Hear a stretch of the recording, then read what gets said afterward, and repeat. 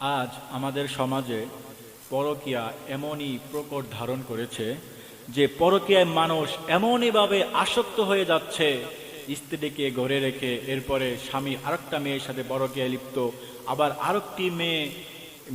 আরেকটি ছেলে স্বামী আরেকটা মেয়ের সাথে যেমন পরকীয়ায় লিপ্ত হয়, আবার স্ত্রীও আরেকটা ছেলের সাথে পরকীয়ায় লিপ্ত হয়। কারণ একটা ছেলে মেয়ে বিবাহ করার আগে দুই একটা গার্লফ্রেন্ড বয়ফ্রেন্ড থাকবে, এটা স্বাভাবিক।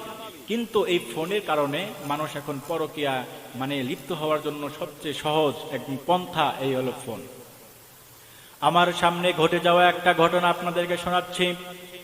আর এই ঘটনা থেকে একটা জিনিস আপনারা মনে রাখবেন যে সমাজের ভিতরে, পরিবারের ভিতরে কোনো মানুষ যদি পরকীয়ায় লিপ্ত হয় তাহলে আজ হোক কাল হোক তার সংসারটা ভেঙে যাবে। আমার পাশের একজন লোক, এই ছেলেটি একটা মেয়ের সাথে দীর্ঘদিন যাবৎ সম্পর্ক করলো। এক পর্যায়ে সম্পর্ক করার পরে ঘরে স্ত্রী আছে, একটা মেয়ে আছে, আরেকটা মেয়ের সাথে সম্পর্ক করার কারণে একটা সময় তার স্ত্রী জানতে পারে, গোপনে গোপনে তার স্ত্রী আরেকটাও পরকীয়া শুরু করে। সকলে বলেন নাউযুবিল্লাহ। কারণ আল্লাহ রাব্বুল আলামিন বলেন, আল খবিসাতু লিল খবিসিনা ওয়াল খবিসুনা লিল খবিসাত। এই আয়াতের যে সঠিক তরজমা অনেকেই করতে পারেনি, আমি করছি, শুনুন। আপনি যেই দিন থেকে পরকীয়া শুরু করবেন, আপনি স্বামী পরকীয়া শুরু করবেন, পরকীয়া শুরুর কয়দিন পর দেখবেন আপনার স্ত্রী আরেকটা পরকীয়া শুরু করবে।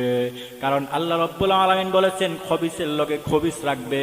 যদি আপনার স্ত্রী নেককার হয় তাহলে আপনার সংসার টিকবে না।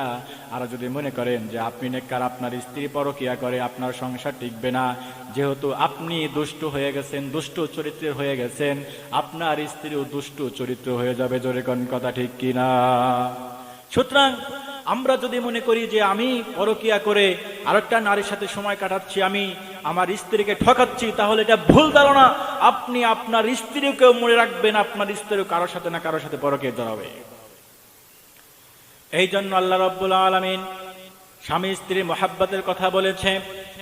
আল্লাহ রাব্বুল আলামিন স্ত্রীদেরকে পর্দা করতে বলেছে এবং পুরুষদেরকে বলে দিয়েছে, হে পুরুষেরা, তোমরা যখন রাস্তা দিয়ে হাঁটবা তখন কোনো মেয়ের দিকে তোমরা না তাকিয়ে একদম নিচের দিকে তাকিয়ে তারপরে তোমরা রাস্তা দিয়ে হাঁটবা। এই পরকীয়ার কারণে একটা মানুষ, একটা পুরুষ হয়তো বা একটা নারীকে পেয়ে গেল, সে খুশি হয়ে গেল, অনেক আনন্দ ফুর্তিতে আছে, এবং একটা নারী আরেকটা পুরুষকে পেয়ে গেল, মাঝখান থেকে এই পরকীয়ার বলি হলো তাদের এই সন্তানেরা। জোরে কোন কথা ঠিক কিনা? এই সন্তানেরা তারা মা হিসেবে নিজেকে কোথায় পরিচয় বহন করবে, কোথায় পরিচয় দিবে, বাবা নাম তারা বলতেও লজ্জা লাগে। এই কয়েকদিন আগে একটি মেয়ে তিনি সুইসাইড করেছে। এই জন্য সুইসাইড করেছে কারণ তার বাবা মা পরকীয়া করে তারা দুইজনে বিচ্ছিন্ন হয়ে দুইজনে দুইটা বিবাহে তারা আবদ্ধ হয়েছে। এই জন্য ওই মেয়েটি কষ্ট সহ্য না করতে পেরে তিনি সুইসাইড করলো। তাহলে আমাদের অবশ্যই খেয়াল রাখতে হবে যে পরকীয়া থেকে আমাদের বাঁচতে হবে। আল্লাহ রাব্বুল আলামিন আমাদের সকলকে পরকীয়া থেকে বাঁচার জন্য তৌফিক দিন।